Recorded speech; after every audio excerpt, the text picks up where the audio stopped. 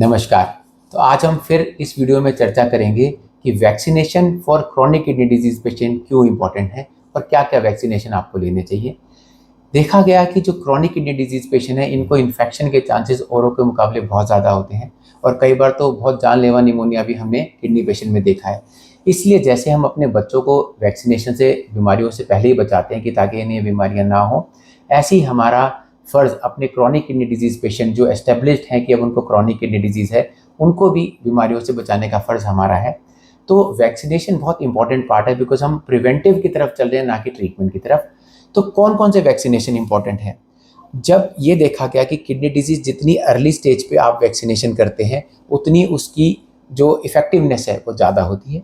जैसे-जैसे kidney disease advance होती जाती है और जब आप डायलिसिस पे आ जाते हैं, तो इन वैक्सीनेशंस की इफ़ेक्टिविटी कम होती जाती है, क्योंकि किडनी डिजीज़ पेशेंट्स की इम्यूनिटी कम होती है, तो जो वैक्सीनेशन है वो भी इम्यूनिटी कम माउंट करेंगे।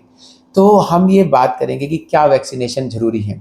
जिस दिन आपको डायग्नोसिस हो कि आप क्रोनिक किडनी डिजीज़ पेशेंट हैं और इवन क्रिएटिनिन आपका 1.5 है, 2 है, 3 है, इमैटीरियल, तो आपको हेपेटाइटिस बी का वैक्सीनेशन ज़रूर लगना चाहिए, जिसकी हम क्रोनिक किडनी डिजीज़ में 4 डोजेज़ देते हैं, 0, 1, 2 and 6 month, and sometimes we give double dose if the CKD is advance या क्रिएटिनिन के हिसाब से we provide them the doses कि कितनी डोज में लगाना है।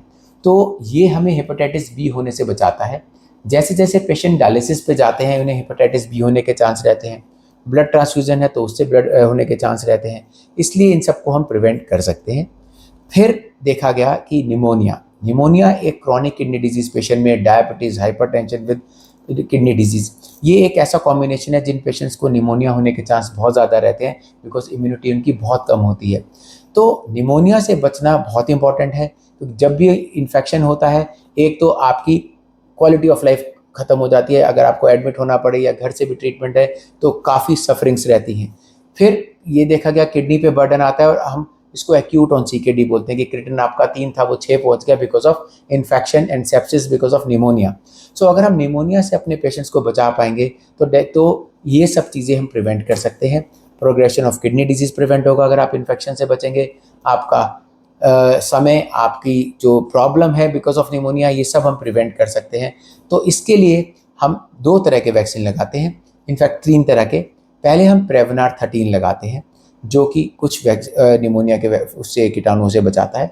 फिर उसके 2 महीने बाद एक नीमोवैक्स 23 वैक्सीन लगाते हैं। प्रेवनार 13 लाइफ भर में एक ही बार दिया जाता है और न्यूमोवैक्स 23 वैक्सीन 5 साल बाद में हमें रिपीट करना होता है।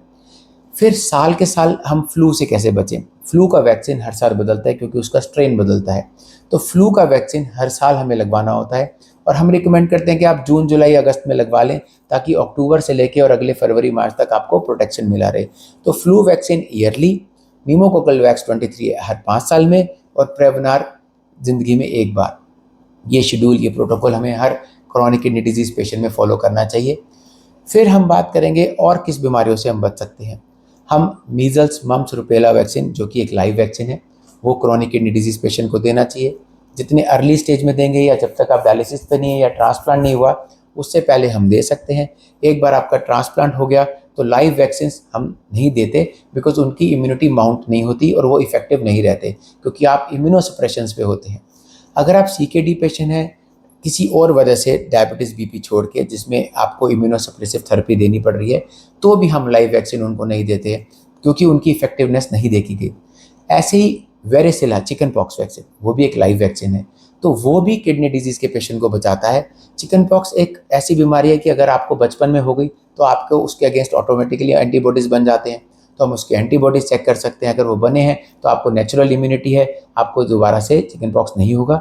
लेकिन अगर आपको अपनी हिस्ट्री याद नहीं है या आपको ये याद है कि कभी हुआ नहीं था और आपकी एंटीबॉडीज़ भी नेगेटिव हैं, तो फिर वेरेसिला वैक्सीन भी आपको मतलब जितनी अर्ली स्टेज में लग जाए उतना अच्छा है और ट्रांसप्लांट के बाद हम ये नहीं दे सकते। फिर ये देखा गया कि क्या HPV vaccine, human papilloma virus vaccine, ये यंग एडोलेसेंट में देना चाहिए। जितनी यंग एज में देते हैं ये आपको फीमेल्स में सर्वाइकल कैंसर को प्रिवेंट करता है, मेल्स में कभी कभी एनल कैंसर या पिनाइल कैंसर में ये वायरस एक्टिव होता है, उससे प्रिवेंट करता है। तो दिस वैक्सीन कैन प्रिवेंट। तो अगर आप सीकेडी के पेशेंट हैं, यंग एडल्ट्स हैं, तो ये वैक्सीनेशन आपको इन बीमारियों से बचा सकता है। फिर हम बात करेंगे टीडैप, जैसे diphtheria, tetanus and pertussis. Adult में इसको टीडैप वैक्सीन बोलते हैं। तो इसकी एक बूस्टर डोज लगानी ज़रूरी है, बिकॉज बचपन में सबको डीपीटी लग चुका होता है, लेकिन आते आते इम्यूनिटी इसकी ख़त्म हो जाती है।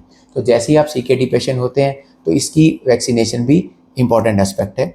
फिर अगर आप ओल्ड एज पेशेंट हैं और आप हर्पिस से बचना चाहते हैं तो अब वो वैक्सीनेशन भी हमारे यहाँ अवेलेबल है, that we can prevent you from herpes. Herpes virus तो बड़ी जल्दी ठीक हो जाता है, हफ्ते में 7 दिन में, बट कभी कभी ये ऐसा रूप लेता है कि ये ब्रेन तक को अफेक्ट कर सकता है, स्किन के अलावा आइज़ के आसपास हो जाता है, पीठ में हो जाता है, लेग पे हो जाता है। और पोस्ट हर्पेटिक न्यूरोलजिया कि आपका ये तो ठीक हो गया वायरस, लेकिन उसके बाद इतना सीवियर पेन उस जगह पे छोड़ता है जो कई महीनों और सालों तक पेशेंट को तंग करता है, स्पेशली ओल्ड एज पेशेंट में। तो this vaccination is recommended for elderly patients. तो आप इन वैक्सीनेशंस के बारे में अपने नेफ्रोलॉजिस्ट से ज़रूर डिस्कस करें, क्योंकि ये वैक्सीनेशन शेड्यूल आपको बहुत सारी बीमारियों से बचा सकता है। जैसा कि हम जानते हैं और बात कर चुके कि kidney disease patient are special populations which their immunity is low, they are more prone for infections. So definitely we must work on preventive health rather than treatment of every disease. Thank you so much.